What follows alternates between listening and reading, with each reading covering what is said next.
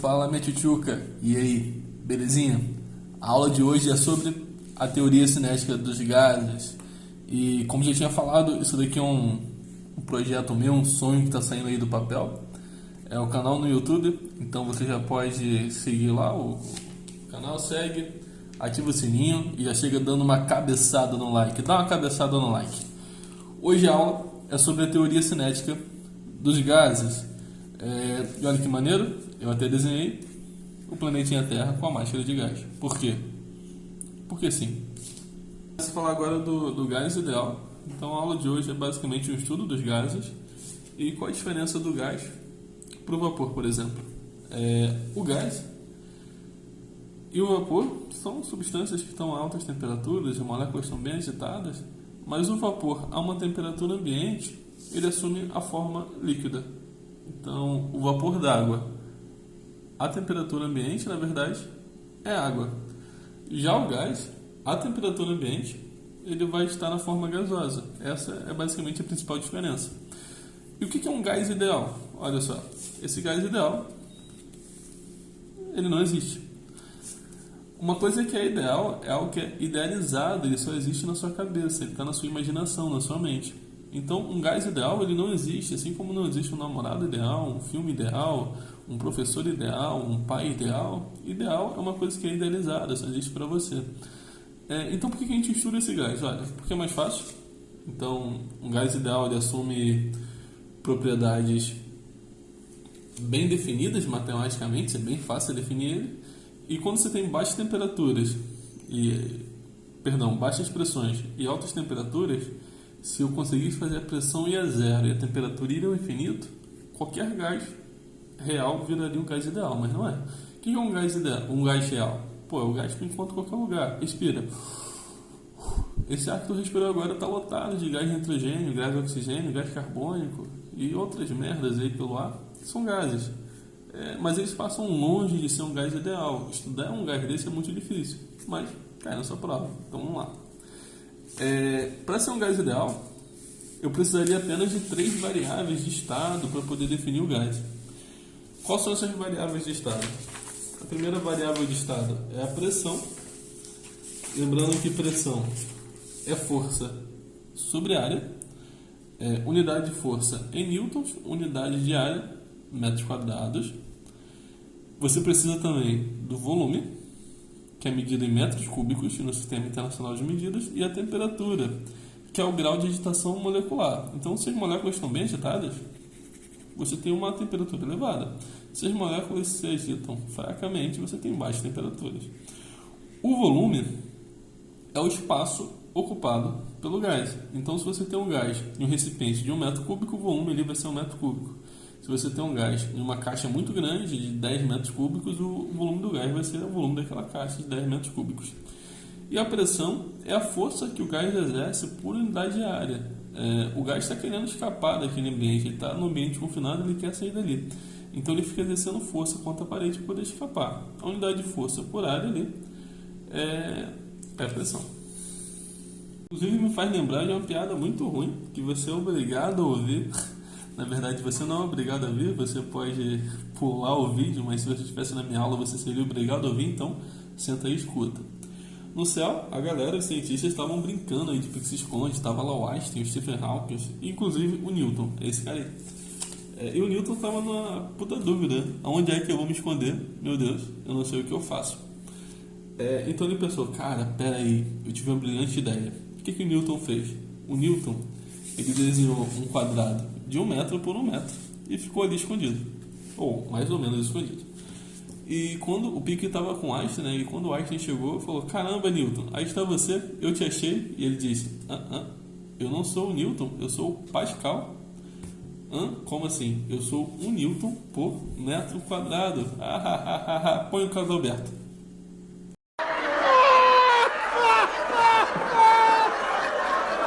Voltando aqui para o gás ideal, ou gás perfeito, muitas pessoas chamam ele assim.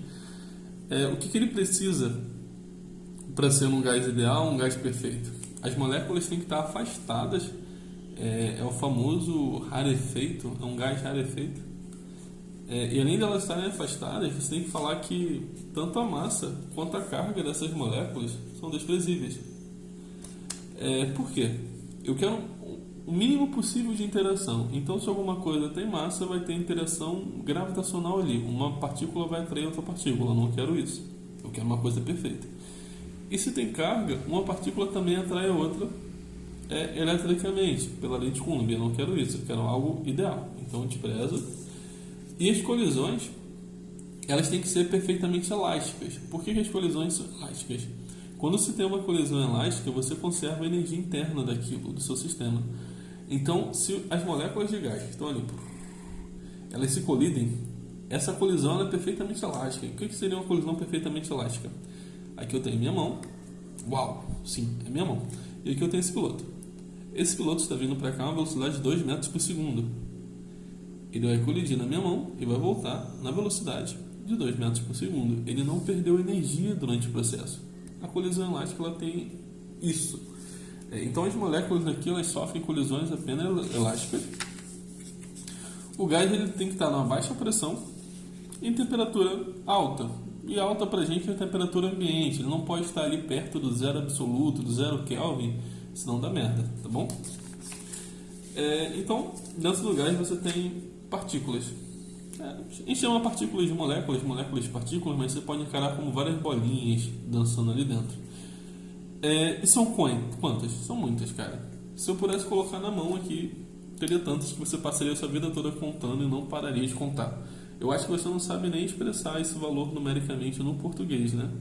Por isso que a gente utiliza a ordem de ingredientes muito grande. Quando a tua mãe te manda comprar ovo, tu vai lá e compra uma dúzia de ovos. 12 ovos. Tu não consegue pegar 12 átomos de qualquer coisa, de um gás, por exemplo, facilmente, né? É difícil.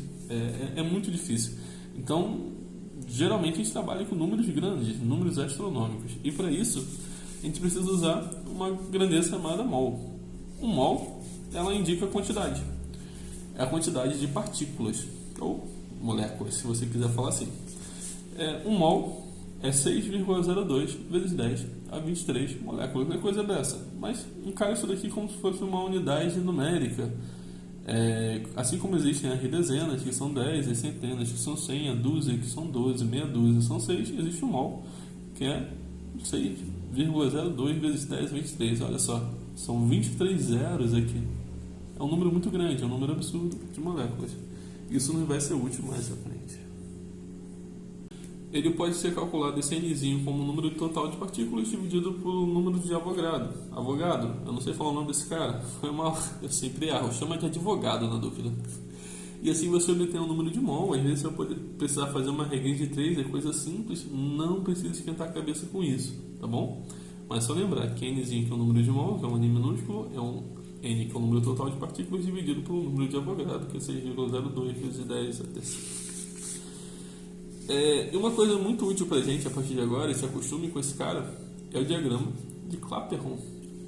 O diagrama de Clapeyron é um diagrama cujo os eixos pressão e volume estão definidos aqui. E como eu disse lá no início do vídeo, você só precisa de 3 variáveis de estado para poder definir um gás ideal: pressão, volume e temperatura. E no diagrama de Clapeyron, cada pontinho definido define uma unidade, um estado do gás. Então, aqui o ponto A, ele está uma determinada pressão, um determinado volume e uma determinada temperatura.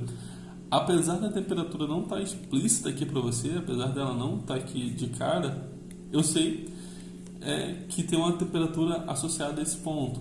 O ponto B, ele tem uma certa pressão, um certo volume e uma certa temperatura associada a ele.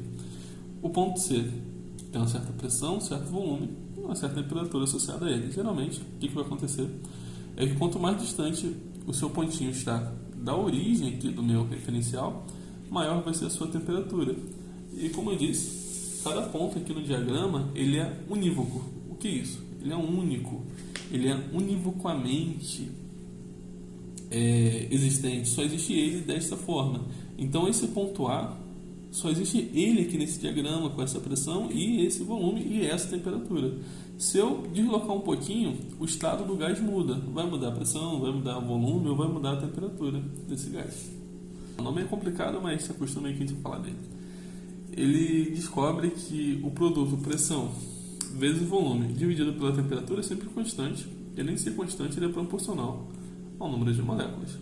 Tá legal? Isso daqui não tem como demonstrar, mas tem como provar que é uma conclusão empírica. Ele fez experimentos para poder fazer isso. Mas a gente consegue tirar algumas conclusões daqui. Olha.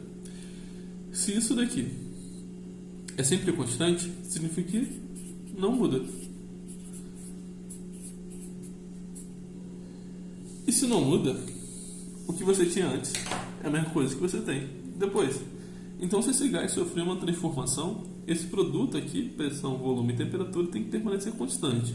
Repara o seguinte, a pressão pode mudar, o volume também e a temperatura também. Mas o resultado disso tem que permanecer igual, tem que ser constante. É como se a pressão valesse 1 e o volume valesse 4. 1 vezes 4 é 2. Errou! 4 é 4, estou errando matemática. E agora a pressão vai ser 2, o volume vai ser 2. 2 vezes 2 é 4. Os valores desses caras podem mudar, mas o produto deles não, né? O resultado. Se ela não muda, pressão vezes volume sobre a temperatura final é igual a pressão vezes volume sobre a temperatura inicial. Isso daqui é a equação geral dos gases, né? Quando você tem mudança de estado, que a gente vai ver alguns específicos. E tem macete para decorar essa fórmula, tio? Tem macete. O macete aqui é PVT por votar.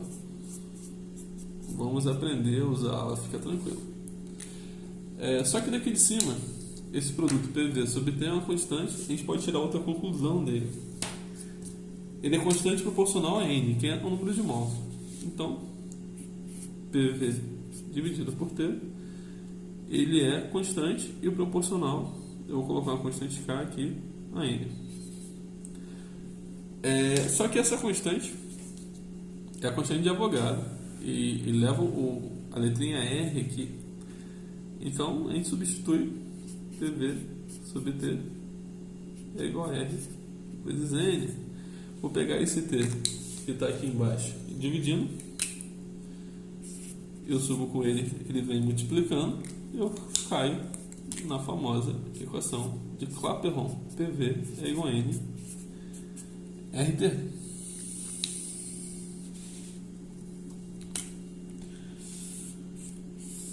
Onde P é a pressão, V é o volume, N é o número de mols, R é uma constante.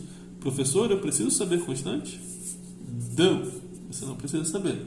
O problema, ele é obrigado a te dar. E T é a temperatura. Tem macete para gravar esse? Sim. Olha que bonitinho. Por você, nunca rezei tanto. Há outros macetes também, mas esses vocês não vão ver aqui, só vão ver no programa do Gil Soares.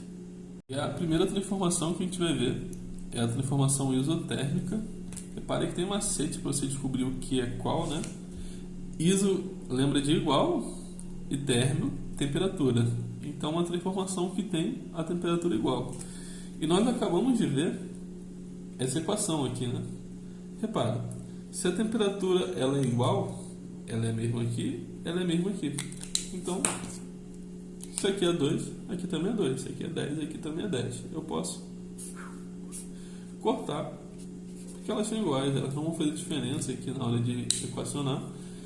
E eu posso substituir isso por PV, pressão final, volume final, é igual a pressão inicial, volume inicial. Isso pode ser reduzido a isso daqui. E como ficaria isso daqui representado no diagrama de Clapeyron? Nós vimos que PV é igual a N RT. Vou botar um Nzinho minúsculo aqui porque eu só uso N maiúsculo, eu uso a K, tá ok? Quando eu falo de coisas muito pequenas. PV é igual a NRT. Eu quero saber como se comporta a pressão em função do volume. Então eu tenho um gráfico de pressão em função do volume. Eu vou deixar a pressão de um lado e o volume do outro. Pressão é igual a N RT vezes 1 sobre V. Eu já vou te explicar porque eu escrevi assim. N é o número de mols, é constante. R é uma constante, a temperatura não é constante, mas nesse caso, ó, ela é constante. Então tudo isso daqui é uma constante, é um número, sei lá, um K da vida. Sobra quem? 1 sobre V. O gráfico de 1 sobre V é o mesmo gráfico dessa função aqui, olha, y é igual a 1 sobre x. À medida que o x vai ficando pequenininho, o número vai aumentando, olha só. 1 dividido por meio dá 2, 1 dividido por 0,1 dá 10, 1 dividido por 0,001 dá 100. As coisas vão aumentando. E quando o x for ficando muito grande, o número vai ficando cada vez menor. Ele é muito perto de zero, mas ele nunca chega no zero. Então, no diagrama de Clapeyron, essa curva ela vai ter essa cara. Para valores pequenininhos de volume, o resultado é muito grande. E para valores muito grandes de volume, o resultado da pressão ele é pequenininho. Essa daqui é a curva. Ela recebe um nome. Nós chamamos ela de isoterma.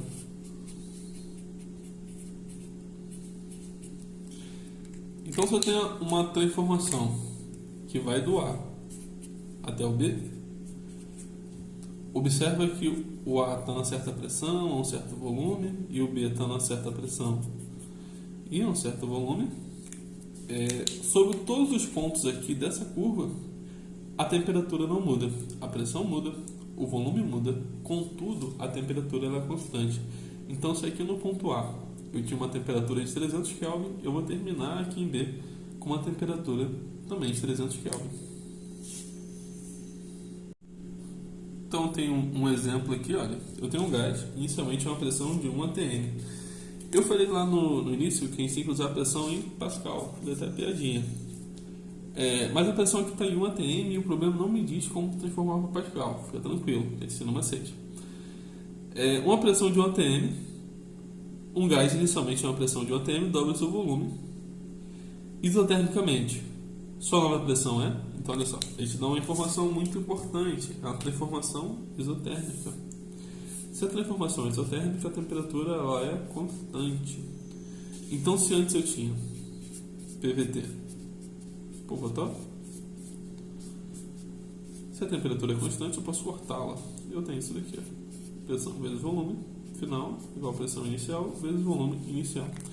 E ele me dá outra informação importante aqui no enunciado, que o volume ele dobra. Então, o volume final é igual a 2 vezes o volume inicial. Vou substituir isso daqui aqui dentro.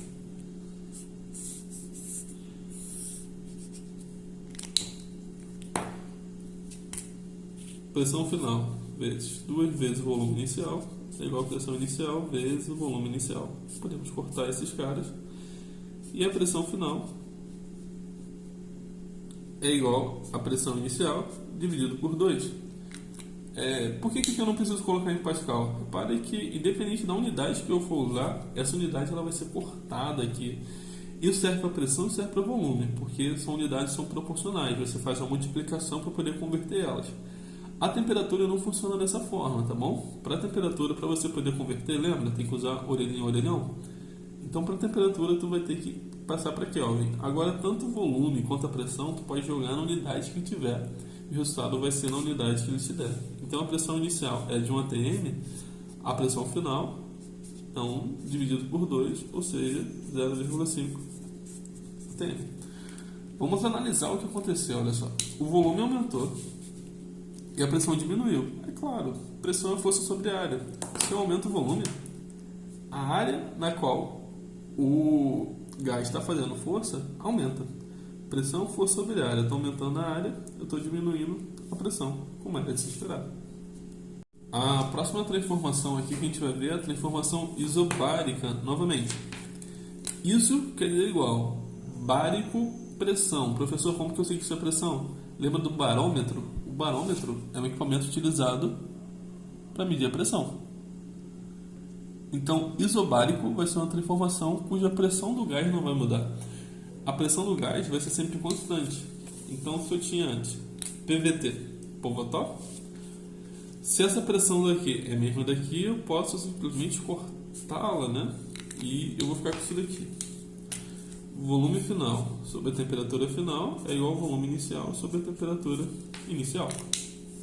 essa equação ela pode ser utilizada por você para resolver problemas. E como ficaria isso daqui, por exemplo, no diagrama de Clapeyron? Olha só. Eu sei que a transformação ela tem uma pressão constante, a pressão não muda. Então, se eu estou aqui nesse ponto A, eu vou fazer uma transformação, eu vou fazer uma expansão nesse gás. Sempre que eu falar expansão, pensa, está aumentando, o volume está crescendo. Com pressão, o volume diminui. Vou fazer uma expansão, só que a pressão não pode mudar. Então, se antes eu tinha pressão aqui, durante todo o processo, essa pressão ela não pode mudar, ela tem que permanecer a mesma. Então, olha só, eu só posso andar sobre essa linha aqui, horizontal, paralela a esse eixo, porque a pressão em cima dessa linha vai ser a mesma. Então, vem de A para B sobre essa linha. Pressão constante, é isobárica. Sempre que você vê essa transformação, essa curva em um diagrama PV, você já sabe que é uma transformação isobárica. Só que a gente pode explorar um pouquinho mais essa equação, que é a equação de Clapeyron. PV é igual a nRT. Vamos colocar isso daqui no gráfico, volume em função da temperatura. Se eu vou fazer um gráfico volume em função da temperatura, eu tenho que deixar de um lado o volume e do outro lado a temperatura. Então, eu vou pegar esse P que está aqui multiplicando, eu desço com ele dividindo. Eu vou ter que o volume NR dividido por P vezes a temperatura T. Observa que N, a gente definiu um Nzinho, né? Vou botar um Nzinho aqui para vocês. Observa que N é uma constante, R é uma constante, pressão não é constante, mas nesse caso ela é constante. Então tudo isso daqui é uma constante. A minha única variável é o T, a temperatura. Esse gráfico ele pode ter essa cara aqui, olha. Y é igual a X mais B. Quem é um A? Essa constante. O B não tem, o B é zero. O X é o T. O gráfico dessa equação aqui, essa função de primeiro grau, é uma reta. Então o gráfico desse cara também vai ser uma reta. Tem essa cara. Então a transformação isobárica no gráfico volume em função da temperatura é uma reta crescente que toca a origem. Então uma transformação de A para B tem que estar em cima dessa reta. A próxima transformação que eu vou fazer aqui é a transformação isocórica. Iso quer dizer igual, córico quer dizer cólera, cólera do dragão. É um golpe dado pelo Shiryu, Cavaleiros Zodíacos. Não. Córico quer dizer espaço, né? Volume. Então, essa transformação ela pode ter o nome de isocórica, isométrica ou isovolumétrica. Todas elas vão dizer a mesma coisa. É uma transformação cujo o volume é uma constante. O volume não muda, o volume é sempre o mesmo. Então, se eu tenho aqui a nossa equação geral, o PVT por Votor, e se o volume é o mesmo, se ele é o mesmo aqui, no final ele é o mesmo inicial. Ele é constante, ele não muda. Eu posso cortar o volume. E o que resta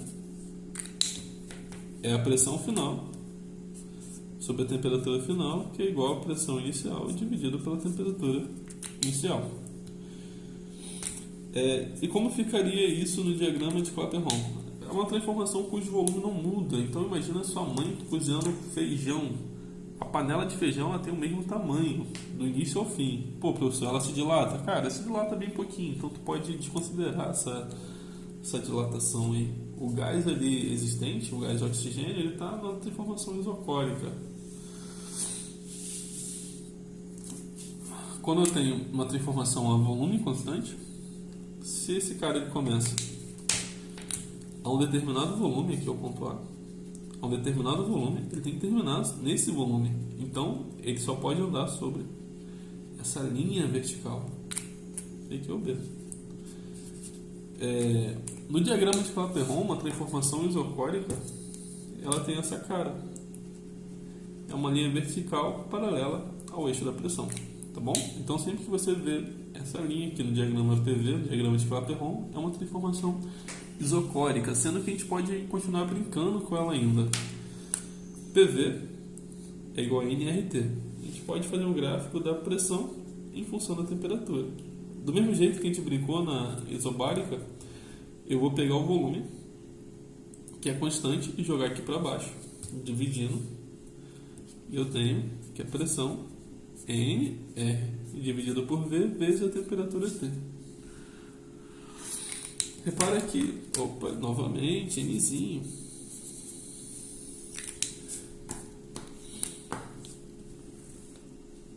Repare que N é constante, R é constante, V não é constante, mas nesse caso ele é, porque é uma transformação isocórica.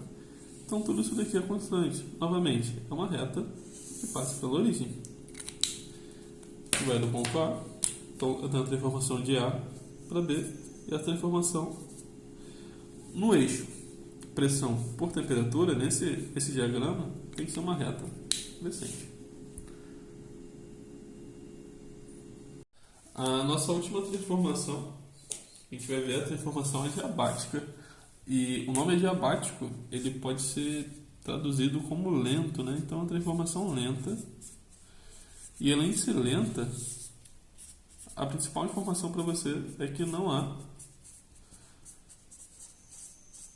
troca de calor com o meio. Então é como se eu pegasse o gás e colocasse numa garrafa térmica vedada, não vai haver troca de calor ali desse gás com o meio, né? Uma transformação isotérmica. Repara uma coisa, informação importantíssima. Apesar de não haver troca de calor, a temperatura desse gás muda. A temperatura desse gás vai mudar pelo movimento que você vai fazer. Você vai dar trabalho para o gás. A gente vai falar um pouquinho mais disso mais para frente. Mas a princípio a temperatura varia, mas mesmo assim não há troca de calor. E como ficaria a representação dessa curva no diagrama de Clapeyron? Aqui eu não vou demonstrar, a demonstração disso daqui é um pouquinho chata, mas acreditem em mim. Essas duas curvas laranjas são duas isotermas, como nós vimos lá. Aqui eu tenho uma temperatura 1 e aqui eu tenho uma temperatura 2. Uma transformação adiabática de A para B é uma transformação que existe que liga dois pontos de duas isotermas. Então, essa curva aqui em rosa é a curva da transformação adiabática. Nessa curva aqui não há troca de calor, tá bom? Falar um pouquinho sobre mistura entre gases não reagentes. Então, imagine que eu tenho dois compartimentos. Nesse compartimento aqui eu tenho um gás a uma certa pressão, um certo volume, a uma certa temperatura, e no outro compartimento eu tenho também um gás a uma certa pressão, um certo volume, a uma certa temperatura. Tá? E esses compartimentos eles estão separados entre si por essa válvula. Eu vou retirar a válvula e quero saber o que vai acontecer, qual vai ser a pressão final e qual vai ser o volume final. Uma coisa vocês concordam comigo: não vai se perder moléculas. Então, o número de mols total é o número de mols aqui nesse primeiro recipiente mais o número de mols no segundo recipiente. Dessa equação aqui, eu sei que o número de mols, pegar esse RT e jogar para baixo, dividindo, é a pressão, volume, dividido por R vezes a temperatura. Então, o número de mols final que eu vou substituir é a pressão final vezes o volume final, dividido por R, que é uma constante, vezes a temperatura final. É igual a N1. Vou substituir aqui também. E eu vou ter pressão 1, volume 1, R vezes a temperatura 1, mais o N2, é a pressão 2, volume 2, R, temperatura 2. Como o R é diferente de zero, é uma constante, posso cortar, ele existe em todos os termos, e o final, o que eu tenho é que a pressão final vezes o volume final sobre a temperatura final é igual a pressão 1, volume 1 sobre a temperatura 1, mais pressão 2, volume 2 sobre a temperatura 2. Se houvessem 3 recipientes, apareceria o terceiro termo aqui, 4 recipientes, o quarto termo aqui.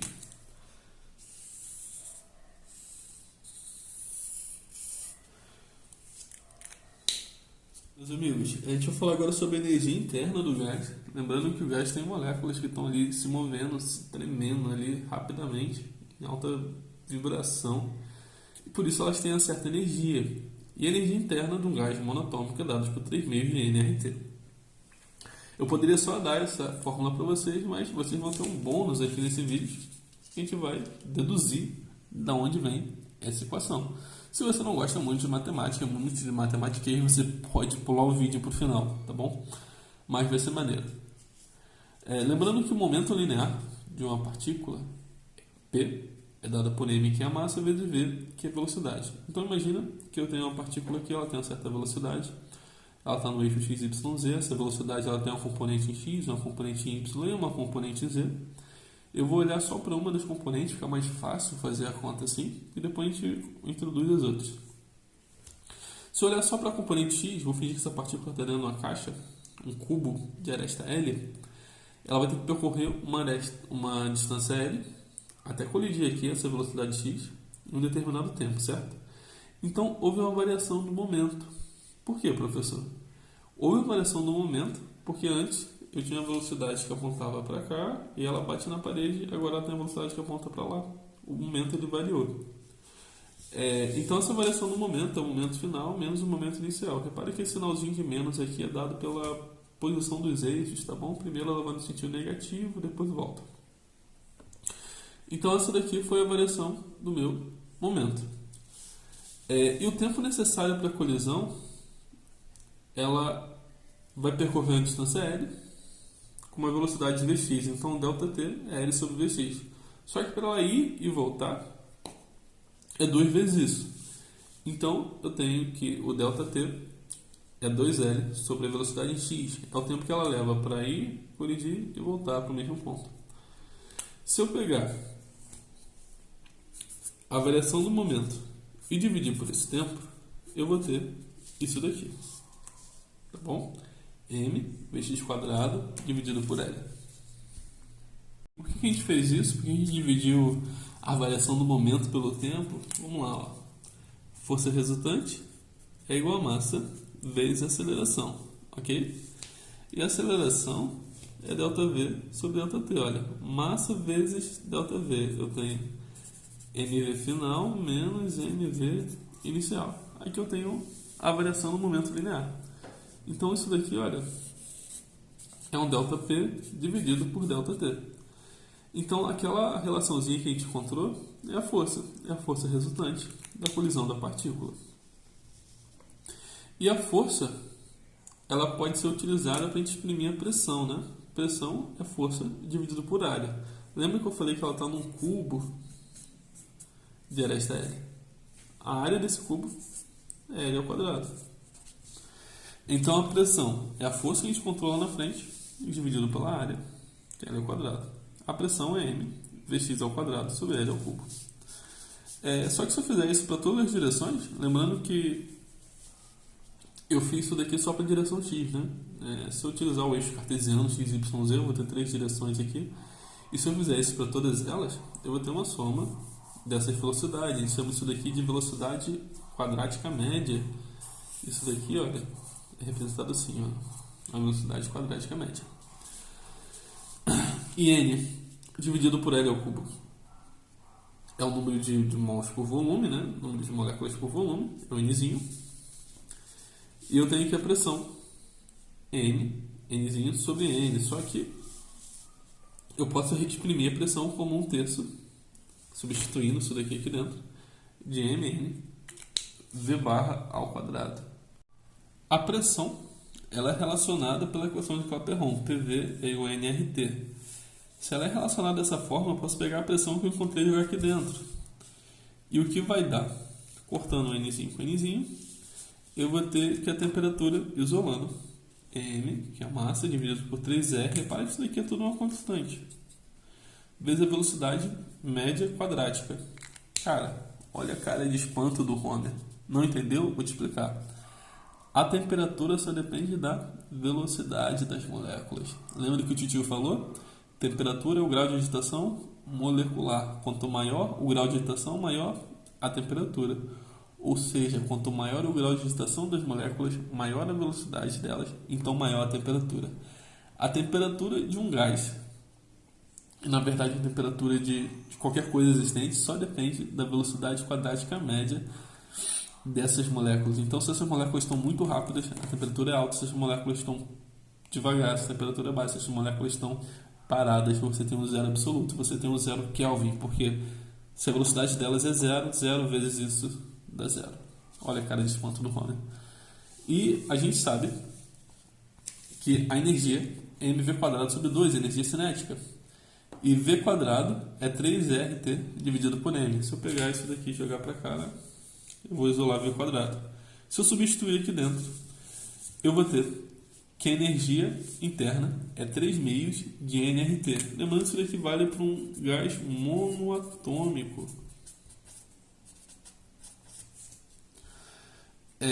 Tá aprovado aí para vocês. Espero que vocês tenham gostado.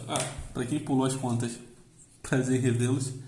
E se for um gás diatômico, a energia interna dele é 5 meios de nRT. E por que está diferente se for um gás diatômico ou monatômico? Porque no gás monatômico nós tínhamos 3 graus de liberdade. As moléculas podiam ir para o eixo X, Y e Z. No gás diatômico, essas moléculas, além de poder ir para os 3 eixos, ela pode sofrer uma rotação. Ela pode rodar no sentido horário ou rodar no sentido anti-horário. Então eu vou ter mais 2 graus de liberdade aí para colocar naquela continha da velocidade quadrática média, sabe? Então vai aparecer 5 meios. No final, para cada grau de liberdade adicionado ao movimento da sua molécula, você tem 1 meio de nRT adicionado à energia dela. Meus amigos, é isso. Foi um prazer estar com vocês. Tem lista de exercícios. Esse documento aqui, essas coisas que eu escrevi aqui, esses papel, vão estar disponíveis em PDF. Eu vou escanear e vou mandar para vocês. Então, olha só, um forte beijo, um abração. Não se esqueçam de uma coisa: se você vê uma coisa brilhante no chão, cara, abaixe, pegue, pode ser importante. Capim balançou, pau na preá. Eu amo vocês, coraçãozinho. Ó o Homer. Aqui, é nóis. É nóis.